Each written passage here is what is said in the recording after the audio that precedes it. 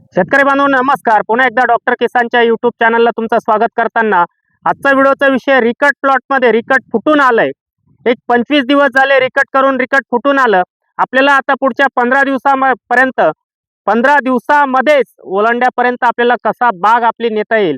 थोडक्यात व्हिडिओचा विषय रिकट फुटून आलं, तिथून 30 दिवसामध्ये ओलांड्यापर्यंत आपण त्या ठिकाणी बाग आपली किंवा तो शेंडा आपल्याला कसा नेता येईल त्या संदर्भामध्ये थ्रिप्स असेल, तुमचा मिलीबग असेल, त्याचप्रमाणे तुमचं थोडक्यामध्ये दुसरी एक महत्त्वाची गोष्ट डाउनी मिल्डू, पावडरी मिल्डू या सगळ्या गोष्टी सांभाळून आपल्याला शेंडा कसा व्यवस्थितरित्या चालू ठेवता येईल. त्यामध्ये प्रामुख्याने तुम्हाला अडचण येणार आहे ती या नवीन कोवळ्या शेंड्यावर सातत्याने थ्रिप्सचा अटॅक होऊ शकतो. आता आपण बघितलं इथं हा शेंडा असा बारीक लालसर दिसतो, इथं थ्रिप्सचा अटॅक झालेला आहे. आपण काय केलं, फुटून आल्यानंतर बाकीच्या फुटी काढून घेतल्या. ही एक फूट इथं पिंचिंग करून घेतली. याला वरती नेताना या बगल फुटी ज्या आहेत या बगल फुटी आपल्याला ठेवायच्या आहे, जेणेकरून आपल्याला पुढच्या 10 दिवसामध्ये इथं म्हणजे आता हे तर वायचं स्ट्रक्चर आहे, इथं 5-6 दिवसात हा शेंडा जाईल. पण जिथं तुमचं मंडप स्ट्रक्चर आहे तिथं आपल्याला असा शेंडा निघाल्यानंतर या ज्या बगल फुटी तुम्हाला दिसत आहे, आता इथं एक फूट आपण थांबवली, या बगल फुटी आपल्याला काढायच्या नाही. या 2 पानं ठेवून असं पिंचिंग आपल्याला करून घ्यायचंय आणि इथं थ्रिप्सचा अटॅक होऊ न देता इथं लवकर 5-6 दिवसात नेऊन आपल्याला ओलांड्याचं स्ट्रक्चर बनवण्यासाठी आपण कोणत्या फवारण्या केल्या पाहिजे नीट लक्षात घ्या. जसंही बाग फुटून येते आपण त्या ठिकाणी बगल फुटी पुसून घेतल्या, 2 फुटींमधली 1 फूट थांबवली आणि 1 फूट वरती नेताना आपल्याला काय करायचंय, तिथं आपल्याला एक 4-4 दिवसाला कीटकनाशकची फवारणी घेत असताना त्यामध्ये पहिली फवारणी, शेंडा लालसर दिसतोय, शेंडा बारीक दिसतोय, तिथं तुम्हाला फवारणी करायची 200 लिटरला जम 40 ग्रॅम, मोइंटो एनर्जी 200 मिली आणि त्याच दरम्यान 2 दिवस जाऊ द्यायचे. 2 दिवसानंतर हा शेंडा चांगला परिपक्वतेचा शेंडा, जोरात शेंडा वरती कसा न्यायचा आणि खोडाची जाडी कशी लांब आपल्याला जास्त जाड कसं या खोडाची जाडी बनवता येईल त्यासाठी एकरी 5 लिटर 4 स्ट्रोक आणि त्याच्यासोबत आपल्याला 4 किलो 10-40-40 पॉवर सोल्युशन आपल्याला देऊन घ्यायचं, ज्याच्यामध्ये नायट्रोजन खूप कमी आहे, पोटॅश आहे, फॉस्फरस आहे आणि त्यानंतर परत एकदा जम्प मोएंटो एनर्जीचा स्प्रे झाला. एक 4थ्या दिवशी पुढचा स्प्रे घेत असताना तुम्हाला तिथं कीटकनाशक आणि बुरशीनाशक एकत्र घ्यायचंय. डाउनी मिल्डू, पावडरी मिल्डू येऊ द्यायचा नाही. तिथं तुम्हाला काय करायचंय, ओरिंडिस अल्ट्रा 200 लिटरला 200 मिली, सिमोडिस 200 मिली हा एक आंतरप्रवाही आपण त्या ठिकाणी कीटकनाशक आणि बुरशीनाशकचा स्प्रे घेतोय. त्यानंतर आपल्याला एखादा चांगला पुढचा स्प्रे घेत असताना मायक्रोन्यूटनचा स्प्रे आपल्याला त्या ठिकाणी घेत असताना, सीविडचा स्प्रे घेत असताना तिथं आपल्याला पानांचा जो फोटोसिन्सिटी आहे त्याची उघडझाप किंवा रनिंद्रियांची उघडझाप चांगली झाली पाहिजे, अन्न निर्मिती चांगली झाली पाहिजे आणि आपल्याला साधारणतः मार्चच्या दुसऱ्या हप्त्यापर्यंत एंडिंगपर्यंत किंवा 20 मार्चपर्यंत आपल्याला ओलांडा तयार करून एप्रिलमध्ये आपल्याला काडी चांगली तयार करायची आणि पहिल्या वर्षी आपल्याला चांगला माल घ्यायचा आहे. जसंही तुम्ही 4 स्ट्रोक आणि 4 किलो 10-40-40 देताय, तिथून 10 दिवसाने जमिनीच्या माध्यमातून तुम्हाला एक खताचा डोस देत असताना एकरी 50 किलो 24-24-0, एकरी 50 किलो 24-24-0 आणि 50 किलो 10-26-26, 50 किलो पॉलिसल्फेट ज्यावेळेस तुम्ही वरती जाऊन पंजा मारताय, ओलांड्याचं स्ट्रक्चर बनवायला सुरुवात केली त्यावेळेस हा खताचा डोस द्यायचा आहे.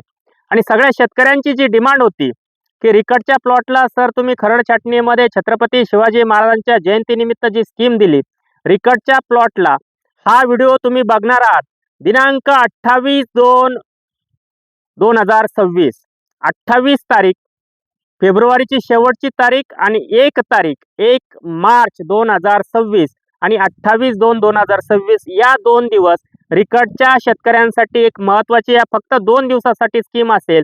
वर्षभरासाठी रिकट पासून ओलांडा तयार करणं, काड्या तयार करणं, त्यानंतर तुमचं गोडीबार छाटणी आणि माल काढेपर्यंत तुम्हाला मार्गदर्शन मिळेल फक्त आणि फक्त 4,500 रुपयामध्ये. पण स्कीम असेल तुमच्यासाठी शेतकरी बांधवांना 2 दिवसासाठी 28/2/2026 आणि 1 मार्च 2026 या 2 दिवसासाठीच. 2 मार्चला ही सुविधा तुम्हाला नाही. ज्यांना ज्यांना प्लॉट रजिस्टर करायचे ते 2 मार्च नंतर 10,000 रुपयाची रेग्युलर फी आहे त्या फी मध्ये करू शकतील.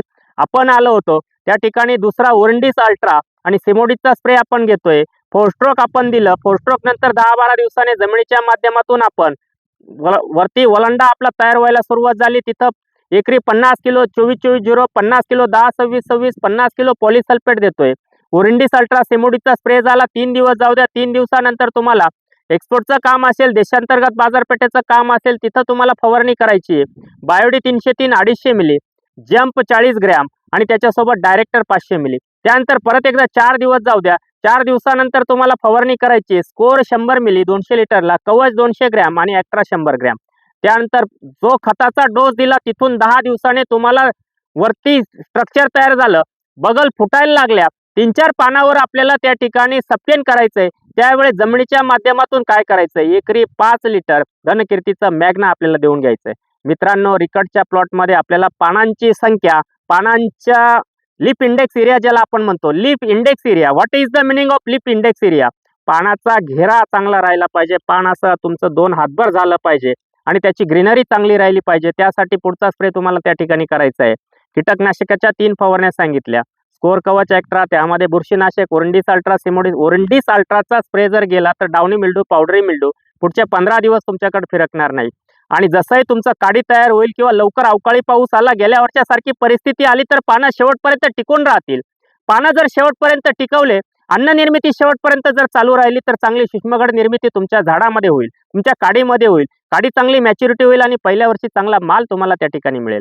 शेतकरी बांधवांनो, या संधीचा लाभ तुम्ही 28/2/2026, 28/2/2026 आणि 1 मार्च 2026 या 2 दिवसामध्ये फक्त आणि फक्त 4,500 रुपये फी त्या ठिकाणी मी सांगितली. ही फक्त 2 दिवसासाठी आहे. कारण बऱ्याचशा शेतकऱ्यांची डिमांड असते, सर काहीतरी स्कीम द्या. दरवर्षी आम्ही अडचणीत येतो आणि प्रत्येक अडचणीत डॉक्टर किसान शेतकऱ्याच्या पाठीशी कसं उभं राहील, वेगवेगळ्या व्हिडिओच्या माध्यमातून असेल, फीच्या माध्यमातून असेल. पैसा कमवण्यासाठी डॉक्टर किसानने गेल्या 8-9 वर्षात कुठलंही काम केले नाही. यापुढे ते काम आम्ही करणार नाहोत.